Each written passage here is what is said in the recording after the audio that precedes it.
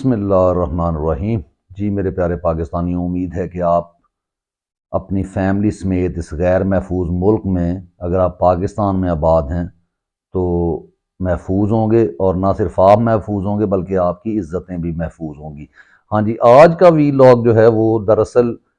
पिछले वीलॉग की एक कड़ी है, जिसमें मैंने ये कहा था कि आप जनाब, क्योंकि जैसे ही शेर अफजल मरवत साहब ने वो एक बयान आके दिया, एक प्रेस कॉन्फ्रेंस कह लें या एक बयान दिया आके कि इमरान खान साहब कुछ कानूनी कदगन हैं जिनकी वजूहात पर शायद चेयरमैन बरकरार ना रह सकें और उनकी जगह नया चेयरमैन आएगा, तो हर तरफ मीडिया ने, और वो मैनेज मीडिया, और उसने वो ऐसी ऐसी खबरें चलाना शुरू कर दी। और इन्होंने, क्योंकि वो क्या कहते हैं ना कि चोर जो होता है उसको हर दूसरा बंदा चोर नजर आता है, हर शख्स अपनी मेंटेलिटी के मुताबिक सोचता है, और उसके मुताबिक जो है वो ये लोग सोच रहे थे कि शायद अलीमा खान को या बुशरा बीबी को जो है वो चेयरमैन के ओहदा दिया जाए। तो लेकिन जब आप खान साहब की मुकम्मल जिंदगी का अहाता करते हैं, क्योंकि हम वो लोग हैं जो खान साहब के साथ साथ बड़े हुए हैं, यानी जब वो क्रिकेट खेलते थे तो हम उनकी क्रिकेट को देखते थे और हमने उनको देखा है। और उस वक्त अगर लोगों को याद हो, जो उस वक्त के लोग हैं, आजकल की नौजवान नस्ल भी उनको जानती है, उनके पीछे और बहुत यानी मजबूती के साथ उनके साथ खड़ी है। लेकिन जिन्होंने 1992 का वर्ल्ड कप पूरे होशो हवास में देखा, तो आपको याद होगा कि एक अखबार वतन और क्रिकेटर के नाम से, और वो आई थिंक मुनीर हुसैन साहब होते थे या जो भी नाम था, वो लिखा करते थे। तो उस वक्त पाकिस्तानी कौम को एक एक चीज, यानी क्रिकेट के बारे में भी हमें ये कोई अबहाम नहीं होता था कि हमारा कप्तान जो है वो कोई गलत काम करेगा, या कोई क्या कहते हैं, जैसे लोग होते हैं किसी मैच फिक्सिंग में या किसी और चीज में मुलव्वस होते हैं तो उसमें मुलव्वस होगा, क्योंकि कप्तान की हर बात एक यानी माने लिए हुए होती थी और उसमें एक ठोस किस्म की वजूहात होती थी। अगर वो किसी प्लेयर को हटाता था या नया प्लेयर लेके आता था, और आपको बहुत सारी बार, ये हमारा आज टॉपिक कुछ और है लेकिन थोड़ा सा क्योंकि मैं ये माजी की तरफ आपको लेके जाना चाहता हूँ कि ऐसा ऐसा वक्त भी आया कि जब खान साहब को अपनी जेब से पैसे लगाने पड़े ताकि हमारे प्लेयर जो है वो कहीं बिक ना जाएं। तो एक ऐसा शख्स, और जियाउल हक साहब का वाकया सुना देते हैं कि जब इमरान खान साहब ने 1990 आई थिंक, यानी वर्ल्ड कप से पहले 92 से पहले, उन्होंने बाकायदा रिटायरमेंट का ऐलान कर दिया, इंटरव्यूज तक दे दिए थे उन्होंने कि मैं इसलिए रिटायर हो रहा हूं कि इंसान को अपनी पीक के ऊपर जो है वो रिटायर हो जाना चाहिए, बजाय इसके कि आपको बोर्ड जो है वो खुद निकाले। तो इस पर जो है जियाउल हक साहब का एक अपना ओपिनियन थी, वो चाहते थे कि इमरान खान को कप्तानी करनी चाहिए। और जो उनके मुशीर थे उन्होंने इमरान खान सॉरी जियाउल हक साहब को ये कहा कि आप खान साहब को खुद कहें कि वो कप्तानी जो है वो वापस लें, अपनी वो सॉरी रिटायरमेंट वापस लें, दोबारा से कप्तान बने और टीम को लीड करें, क्योंकि इस वक्त कौम को और पाकिस्तानी क्रिकेट टीम को उनकी ज़रूरत है। लेकिन जियाउल हक साहब ने यह फरमाया था कि मैं उनसे बात नहीं करूंगा। जनाब जनरल अब्दुर्रहमान साहब आई थिंक उनसे कहा कि आप बात करें, क्योंकि वो बदतमीज शख्स है। अब बदतमीज शख्स कैसे है इमरान खान? उनकी तो कोई जियाउल हक साहब के साथ कोई मीटिंग भी नहीं थी। मकसद ये था कि जिया साहब के अंदर जो एक वो क्या कहते हैं ना, जिन इंसान के अंदर एक गरूर फख्र भरा होता है कि मैं डिक्टेटर हूं, तो लोग मेरे आगे आके जनाब ऐसे झुकते हैं, झुककर मिलते हैं। और कोई आप वीडियो निकाल के देख लें कि कहीं इनाम वगैरह जो है, प्राइज सेरेमनी जो हुई है, वहां पे जब इमरान खान को बुलाया गया as a man of the match और एज अ कैप्टन, तो आपको जिया साहब के आगे वो क्या कहते हैं, भीगी बिल्ली नहीं वो बनता था। वो बंदा एक आजाद बंदा था, कायदे आजम की तरह है, और इंशाल्लाह अल्लाह उसे जिंदगी दे। तो क्योंकि जिया साहब के आगे वो उस तरह से खौफजदा होकर झुककर उसके साथ फोटो सेशन नहीं करवाता था, बल्कि अलहदा से खड़ा होकर अपना इनाम वसूल करता था और चला जाता था। तो इसको बदतमीजी नहीं कहते जनाब, इसको गैरत कहते हैं, और आपको ये बदतमीजी लगती थी। तो वहां से ये वाकया बयान करने का मकसद है कि ये छोटे जहनों वाले लोग जो होते हैं ना, जिनको हम कहते हैं कि ये शाह दौले के चूहे हैं, इनको लगता है कि जब इनके पास इक़्तिदार आता है तो लोग इनके सामने झुकना शुरू कर दें, इनके सामने डरना शुरू कर दें। अगर नहीं डरते तो फिर जो है वो बदतमीज हो जाते हैं, वो बदतमीजी। और जब उसी जर्नल ने जियाउल हक साहब से कहा कि आप सिंपली उसे कहें कि आप वतन के लिए अपनी रिटायरमेंट वापस ले लें, क्योंकि वो एक मुहिब्बे वतन है। और जब ये कहा गया, और बाकायदा फिर मोइन अख्तर के शो में भी इमरान खान साहब ने आके बताया कि मैंने रिटायरमेंट इसलिए वापस ली है कि मुझे सदर पाकिस्तान ने ये कहा है कि आप इस पाकिस्तान के लिए रिटायरमेंट वापस लें, तो मैंने अपने मुल्क के लिए रिटायरमेंट वापस ली है और इसलिए मैं दोबारा से खेलूंगा। मैं कप्तानी को भी कबूल करता हूं और इस टीम को लीड करूंगा। और फिर आपने देखा कि उस अल्लाह के वली ने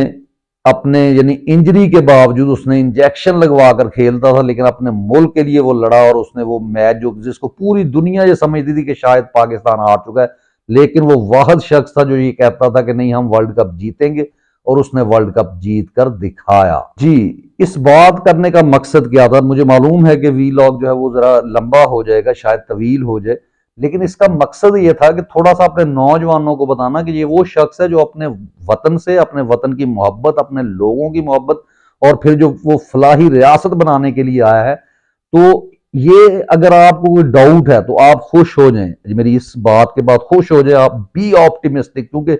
मोमन कभी मायूस नहीं होता, और यही इमरान खान साहब हैं, वो एक मोमन है। उसका लेवल वहां तक है उसके ईमान का, जहां तक हमारे ये मुल्ला हजरात, ये मौलवी हजरात जो जाके जो है अपने क्या कहते हैं वो शाहों के दरबार में बैठकर जो है मीटिंग्स अटेंड करते हैं और फिर बाहर आकर पूरा सच बोलने की भी हिम्मत नहीं होती। तो ये वो लोग हैं जिन पर आपने पूरा इस्लाम जो है इन पर रखा हुआ है कि ये हमें इस्लाम की तालीम देंगे, और कितना हम इनके साथ करते हैं वो हमें पता है कि जैसे डॉक्टर सरार साहब की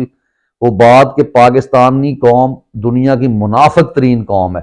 तो पाकिस्तानी कौम के नौजवान तो एक टीचर, जिसको मैं बार बार कहता हूं इमरान खान उनका टीचर है, उनकी तालीम की वजह से जो है वो अपने आप को एक इकबाल का शाहीन समझना शुरू हो गए हैं। लेकिन जो अभी पुराने लोग हैं उनके ज़हन में वही खौफ व हरास फैला हुआ है, जिस तरह मर्जी उनको भेड़ बकरियों की तरह हाँक लिया जाए। लेकिन सबसे ज्यादा वोटर जो है वो कौन है? वो नौजवान है। तो आप ही ने इस मुल्क की भाग दौड़ संभालनी है, यहां पर मायूस होने की जरूरत नहीं है। नवाज शरीफ को अगर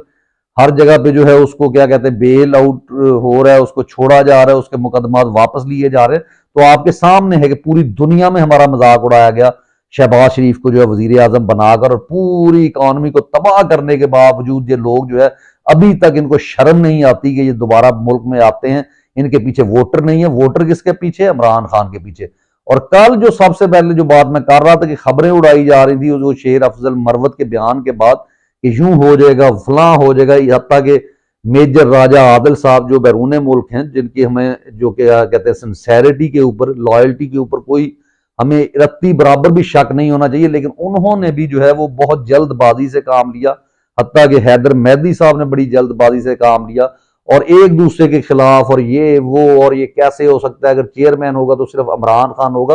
तो बात यह है कि जब आपने फलाही रियासत बनानी हो, जैसे मदीना की फलाही रियासत नबी सल्लल्लाहु अलैहि वसल्लम ने बनाई थी, तो वहां पे बहुत से लोग होते हैं। और इमरान खान का आपको जो है अर्तगल गाजी दिखाना जो है वो क्यों उसने ड्रामा शुरू किया था, यही साजिश है। यही साजिश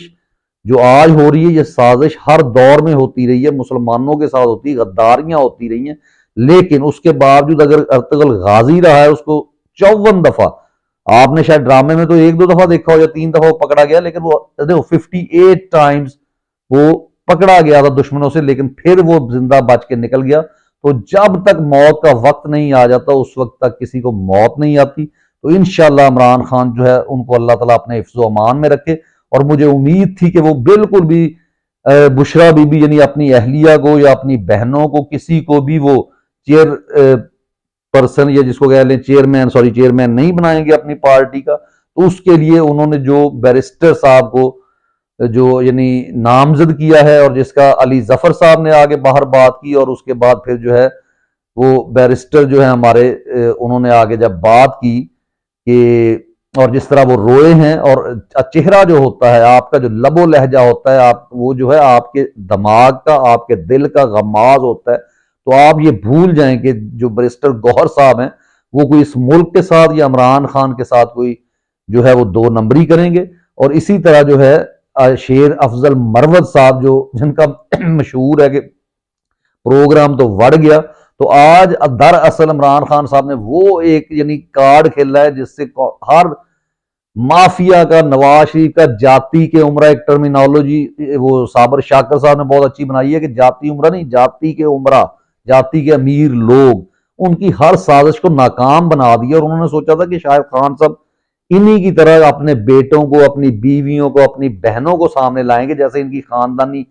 वो सियासत खत्म नहीं होती, लेकिन उसके बिल्कुल जो कि हमें उम्मीद थी उन्होंने ये कदम उठाया और ये कदम उठाने पड़ते हैं। कौमों के ऊपर सख्त वक्त आता है, मुश्किल वक्त आता है, लेकिन उसमें फैसले लिए जाते हैं। दानिशमंद शख्स बहादुर वो नहीं होता कि जो सिर्फ जो है क्या कहते हैं लड़ता है। बहादुर वो होता है जो जहन को सही इस्तेमाल करता है, अकल को, और अकल को इस्तेमाल करते हुए उन्होंने जो है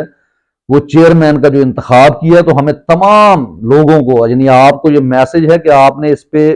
बातिल नहीं होना, बल्कि खान साहब के इस फैसले के साथ डट के खड़े होने। आगे हमने इलेक्शन में क्या करना है उसमें आपको ये मैं बता दूं कि इलेक्शन में आप लोगों ने अपने वोट के ऊपर मुकम्मल पहरा देना है और हर किसी ने निकलना है और अपने साथियों को निकालना है। और जितने ओवरसीज पाकिस्तानी हैं मेरे दोस्त, वो सारे और हम खुद जो है इंशाल्लाह ताला पाकिस्तान में जाएंगे, पाकिस्तान में मौजूद होंगे, वोट डालेंगे और वहां पर अपने एक एक वोट पर पहरा देंगे। और सबसे अहम बात जो मैं करने जा रहा हूं वो ये है कि जी, लेकिन एक बात को आपने मद्देनजर रखना है कि हमने हर शख्स पर नजर रखनी है, हत्ता कि यहां तक कि इमरान खान साहब जो डिसीजन करेंगे इंशाल्लाह वो एज अ वजीर आजम भी आएंगे,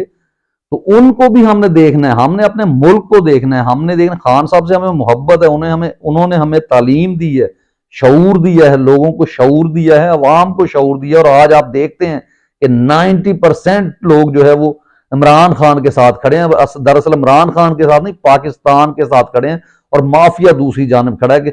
वो ऐसे जिन इंसाफ का जनाजा निकल चुका है, यानी चोरों को जो है वो मराहत मिल रही है, चोर दनाते हुए फिर रहे हैं, और जो मुहिब्बे वतन है वो छुपते फिर रहे हैं, भागते फिर रहे हैं, जेलों में हैं। लेकिन आपने इस इलेक्शन में एक चीज मद्देनजर रखनी है कि गौहर साहब पर एक चीज रखनी है कि हमने कहीं पे कंप्रोमाइजेज नहीं करने। गौहर साहब, ये आपको बता दिया जाए कि आरटीएस सिस्टम जो कि पुराना हथकंडा है, जो 75 सालों से चलता है, कि रिजल्ट बदल दिया जाए जब आपका टर्नओवर बहुत ज्यादा हो, और जिसकी वाज़ेह मिसाल कि पिंडी का वो जो इलेक्शन था वहां पे क्यों आरटीएस सिस्टम बैठा और उस रिजल्ट को मान लिया गया, क्योंकि वहां पे दो बेगैरत शख्स जो मौजूद थे, एक जो है चौहान, फयाजुल हसन चौहान, जिसका भाई जो है वो ब्रिगेडियर है, और दूसरा जो था वो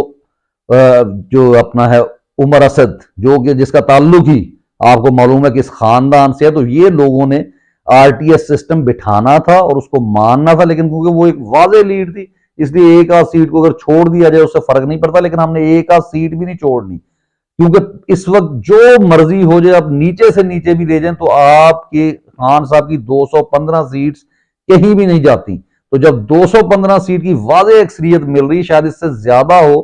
तो हमने गौहर साहब को इस बात पे लाना है कि आपने उस इलेक्शन को, अगर उसमें आरटीएस सिस्टम बिठाए जाते हैं, अगर उसमें धांधली की जाती है, एक ऐसी हुकूमत दी जाती है जो अपाहज है, लूली लंगड़ी है, जैसे पहले खान साहब को दी गई थी। और खान साहब तो बेचारे इस चीज में थे कि हम एक पेज पर ना, लेकिन उन्हें पता था कि ये कुछ लोग उनके को नहीं मालूम था कि उनकी पीठ पर में छुरा घोंप देंगे, जो कि हुआ। तो इसलिए हमें यह देखना है कि हमने, क्योंकि अगर आप इस इंतखाब को तस्लीम करेंगे, फेयर फ्री एंड फेयर कहेंगे, हमारे गौहर साहब कहेंगे, तब जाके आईएमएफ या दूसरे जहां से ममालिक हैं, जो इंटरनेशनल एस्टेब्लिशमेंट का इनके ऊपर प्रेशर है, डॉलर पैसे और वो मदद तब करेंगे और तब जाके ये मुल्क की इकोनॉमी ठीक होगी। अगर इनकी बनाए हुए जो इनकी चालें हैं जो चलेंगे, और क्योंकि खान साहब का एक मैसेज है कि पाक फौज के खिलाफ किसी ने नहीं जाना, वो खुद भी नहीं जाते, हम भी नहीं जाते, हमारे भाई हैं, हमारे बुजुर्ग रहे हैं उसमें, हमारी शहादतें हैं, हमारी पूरी कौम की, हर शहर से, हर गांव से, हर खानदान से कोई ना कोई शख्स जो है आर्मी में होता है। तो हमें मालूम है कि वो मुहिब्बे वतन है, उनमें बहुत सारे लोग या ज्यादातर लोग, लेकिन जो काली भेड़ें हैं वो हर अदारे में होती हैं। तो हमने काली भेड़ों पर मुकम्मल नजर रखनी है, उनके खिलाफ बात भी करनी है, उनके ऊपर नजर भी रखनी है, और उनको इतना टाइम नहीं देना कि वो जो कुछ करना चाहें कर लें। हमने जनाब उनका एहतसाब भी करना है। और यहाँ खान साहब ने ये नहीं कहा कि इनके खिलाफ नहीं बोलना, जिनका नाम मैं अपने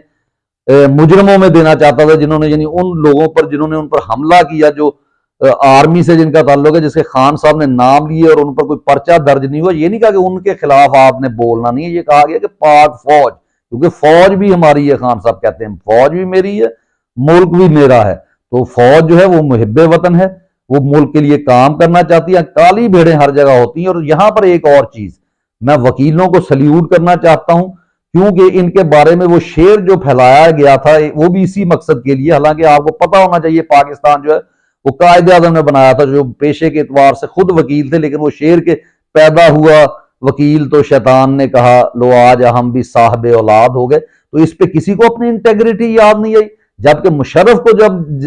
जज साहब ने फांसी का हुक्म दिया तो हमारे जनाब जरनायल साहब एक आए और उन्होंने आगे बाकायदा जो है वो ये मैसेज दिया कि ये जनाब हमारी इज्जत पे, हमारी इंटेग्रिटी के ऊपर जो है वो हमला है। तो आप लोग जो मर्जी करते रहे, आप अदीबों को, ज़िया साहब कहें मुझे अदीब और उस्ताद पसंद नहीं है, और जो लोग हैं इस तरह की काली भेड़ें वो कहें जी हमें वो लोग पसंद नहीं है, कोई किसी को पिल्ला कहे, कोई किसी को कुछ कहे अपने सिटीजन्स को, तो उन लोगों के ऊपर पूरी नजर रखनी है, क्योंकि ये वो लोग हैं जो सिर्फ ताकत को देखकर, आपको देखकर, आपको अपनी ताकत का पता होना चाहिए कि ये आपसे कितने खौफजदा हो सकते हैं। इनसे डरना नहीं है, क्योंकि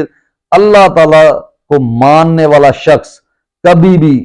किसी और से नहीं डरता, दुनियावी ताकत और खासकर फिर तागूती कुव्वतों से जो आपके ऊपर दूसरी गैर मुस्लिमों को मुसल्लत करना चाहते हैं, जो चाहते हैं कि आप इसराइल को तस्लीम करें, जो चाहते हैं कि हम यूक्रेन की जंग में फिर फंस जाए, जो चाहते हैं कि डॉलर अपने शहरियों को मरवा कर हम लेके आए, उनको पे ऊपर भरपूर नजर रखनी। और हमने आरटीएस सिस्टम अगर बैठता है, गौहर साहब को ये बात आगे करनी पड़ेगी